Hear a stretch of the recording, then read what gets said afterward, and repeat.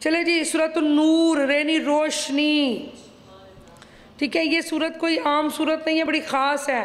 بسم اللہ الرحمن الرحیم، اللہ کے نام سے شروع جو نہایت مہربان ہمیشہ رحم فرمانے والے ہیں۔ یہ ایک عظیم سورت ہے، یعنی بہت بڑی، بہت اہم، جسے ہم نے اتارا ہے اور ہم نے اس کے احکام کو فرض کر دیا ہے۔ مطلب یہ احکام فرض ہے اور فرض کی کوئی معافی نہیں ہے۔ اللہ کا حکم آ گیا تو آ گیا، بس آپ نے کرنا ہے، ٹھیک ہے۔ اس میں آپ کے پاس کوئی چوائسز نہیں ہے کہ آپ نے کوئی چوز کرنی ہے چیز، کوئی نہیں۔ ہاں حکم اللہ کا آ گیا، بات پکی اتر چکی، بس حکم نافذ ہو گیا، اب آپ نے کرنا ہی کرنا ہے۔ نہ کرنے والا مجرم ہے، کیونکہ یہ فرض ہے۔ اللہ فرما رہا ہے جو باتیں اب ہم صورت میں کرنے لگے ہیں نا، یہ آپ نے اس پہ عمل کرنا ہی کرنا ہے۔ جو نہ کرے گا وہ مجرم ہے، جو نہ کرے گا وہ گناہگار ہے۔ یہ حکم نازل ہو گیا نا، فرض جو ہے تو فرض میں تو معافی نہیں ہوتی، قطعی حکم نافذ ہو گیا۔ یہ اللہ تعالیٰ کا ایسا حکم ہے جو ہم نے ہر حال میں، اور یہ وہ بات ہے جو ماننی ہے، ٹھیک ہے۔ نو مور چوائسز، اس میں کوئی چوائس نہیں ہے، کرنا ہی کرنا ہے۔ چلیں جی، اللہ کے نام سے شروع جو نہایت مہربان اور ہمیشہ، چلیں جی، یہ ایک عظیم سورہ ہے جسے ہم نے اتارا ہے اور ہم نے اس کے احکام کو فرض کر دیا ہے۔ اب سمجھ آ گئی ہے؟ اور ہم نے اس میں واضح آیتیں نازل فرمائی ہیں تاکہ تم نصیحت حاصل کرو۔ واضح سے مراد ہے کھلی آیتیں، سمجھ آنے والی، کوئی ابہام نہیں، کوئی مشابہت نہیں، ٹھیک ہے، کھلی آیتیں سمجھ آنے والی ہیں۔ اور اللہ سبحانہ تعالیٰ ارشاد فرماتا ہے بدکار عورت اور بدکار مرد اگر غیر شادی شدہ ہوں تو ان دونوں میں سے ہر ایک کو شرط حد کے ساتھ جرم زنا کے ثابت ہو جانے پر 100 کوڑے مارو، جبکہ شادی شدہ مرد عورت کی بدکاری پر سزائے رجم ہے اور یہ سزائے موت ہے۔ تب تک پتھر مارو جب تک وہ مارے نہیں جاتی، اور تمہیں ان دونوں پر اللہ کے دین کے حکم کے اجرا میں ذرا ترس نہیں آنا چاہیے۔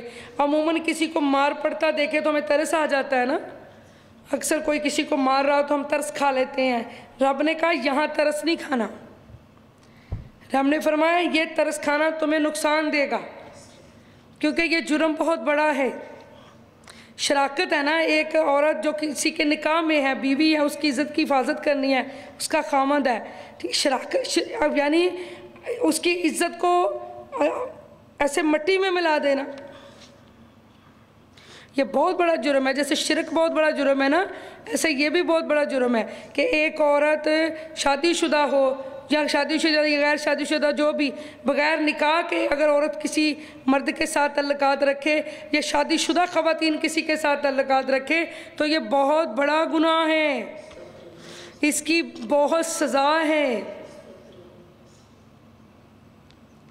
اور تمہیں ان دونوں پر اللہ کے دین کے حکم کے اجرا میں یہ اگر سزائیں نہ آتی تو معاشرے میں تو بے حیائی پھیل جاتی۔ حکم کے اجرا میں ذرا ترس نہیں آنا چاہیے، جو میں نے کہا ہے ویسے ہی کرنا ہے، ترس نہیں کھانا کہ کیوں مارا جا رہا ہے اس کو۔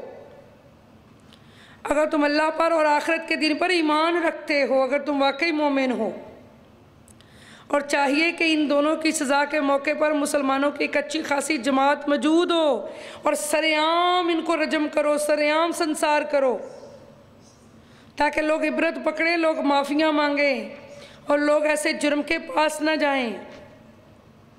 بدکار مرد سوائے بدکار عورت یا مشرک عورت کے کسی پکیزہ عورت سے نکاح کرنا پسند نہیں کرتی۔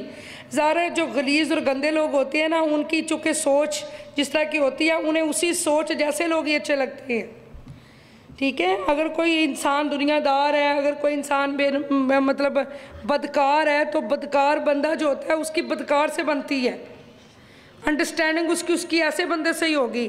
نیک اور بد جو ہے نا وہ آپس میں ان کی انڈرسٹینڈنگ نہیں ہوگی۔ اس لیے جب بچوں کی شادیاں کریں تو احتیاط کیا کریں۔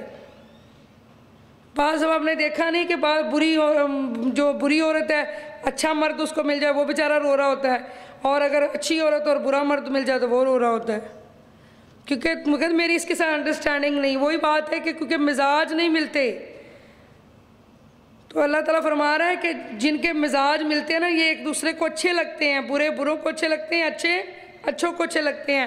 بدکار مرد سوائے بدکار عورت یا مشرک عورت کے کسی پاکیزہ عورت سے نکاح کرنا پسند نہیں کرتا، اور بدکار عورت بھی سوائے بدکار مرد یا مشرک کے کسی صالح شخص سے نکاح کرنا پسند نہیں کرتی، ان کی عادات نہیں ملتی۔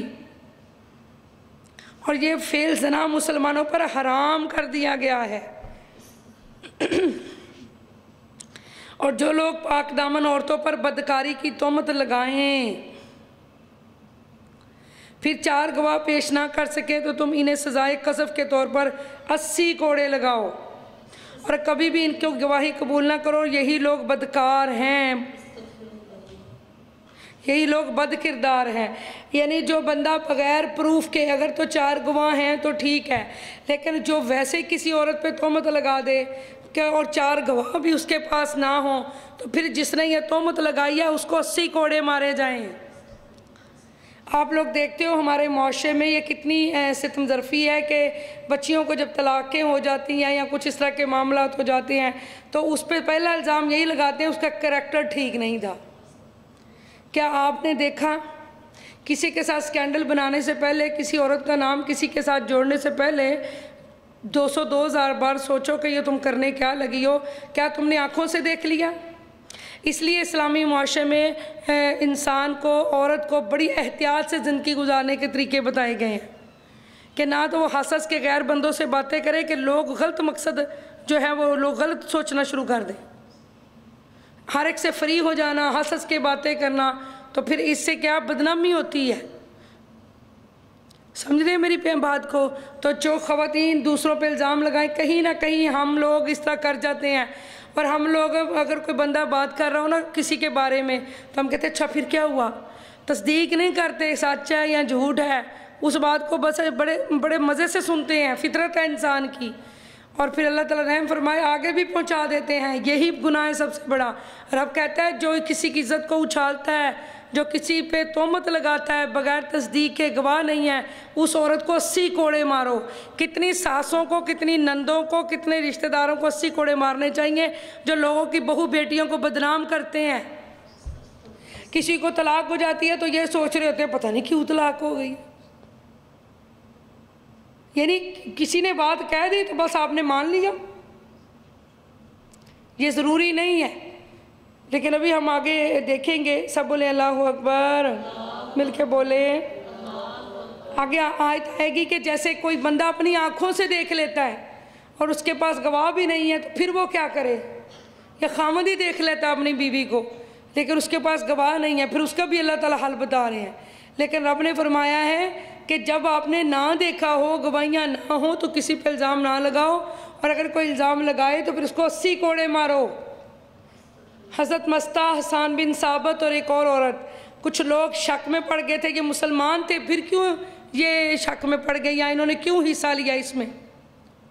تو اللہ نے حد نافذ کی 80 کوڑوں کی کہ اسلامی جو معاشرہ ہے اس کو کیسا ہونا چاہیے، اور اسلامی معاشرے میں ایسی چیزیں نہیں ہونی چاہیے کہ کسی کی جو عزت ہے اس کو اپنی عزت سمجھے کہ آپ دوسروں کی عزت کو ایسے اچھالنا شروع کر دیں۔ کیا یہ آسان کام ہے؟ بہت بڑی بات ہے۔ بندہ تو آنکھوں سے دیکھ بھی لے تو پردہ ڈال دیتے ہیں لوگ، اور یہاں کوئی بات بھی نہیں ہوتی تو ہم دوسروں کی بہو بیٹیوں کی عزتیں اچھالنا شروع کر دیتے ہیں۔